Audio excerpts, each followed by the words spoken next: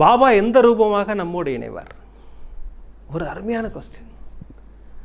பாபாவை கிரகப்பிரவேசத்துக்கு கூப்பிட்றோம், கல்யாணத்துக்கு கூப்பிட்றோம், எல்லா ஃபங்க்ஷனுக்கு கூப்பிட்றோம். பாபா இன்றைக்கி நீங்கள் வந்தே ஆகணும் பாபா. பஸ்ஸில் போயிட்டுருக்கோம், ஒரு பிரச்சனைக்காக பஸ்ஸில் போயிட்டுருக்கோம், பாபா நீங்கள் வந்து எனக்கு நீங்கள் காட்சி கொடுக்கணும் அப்படின்னு வேண்டிக்கிறோம் இல்லைங்களா? இப்படி பலவிதமான நம்முடைய வேண்டுதல்கள் இருக்கும்போது அவர் எந்த ரூபமாக நம்மோடு இணைகிறாருங்கிறது பாபாவுக்கு மட்டும்தான் தெரியும்.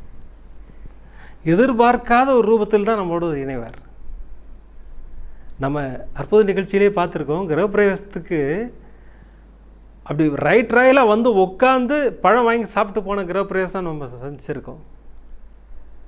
அடுத்து படம் ரூபமாக வந்த கிரகப்பிரவேசம் சந்திச்சிருக்கோம், சிலா ரூபமாக வந்த கிரகப்பிரவேசம் சந்திச்சிருக்கோம், கல்யாணத்திற்கு வந்து ஆசீர்வாதம் பண்ண பாபாவை சந்திச்சிருக்கோம். இப்படி பல ரூபங்களில் பாபா வந்துக்கிட்டு இருப்பார்.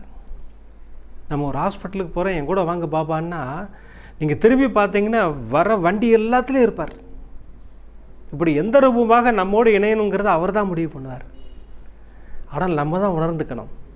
சில நேரம் பைரவ ரூபமாக கூட நம்ம கூட வந்திருக்கார். பல சகோதரிகள் சொல்லியிருக்காங்க, ஆனால் ஒரு பயமாக இருந்தது ரோட்டில் போகிறதுக்கு அப்படின் போது அப்படி பைரவ ரூபமாக கூட வந்து அற்புத மழையை பொழிச்சிருக்கார்.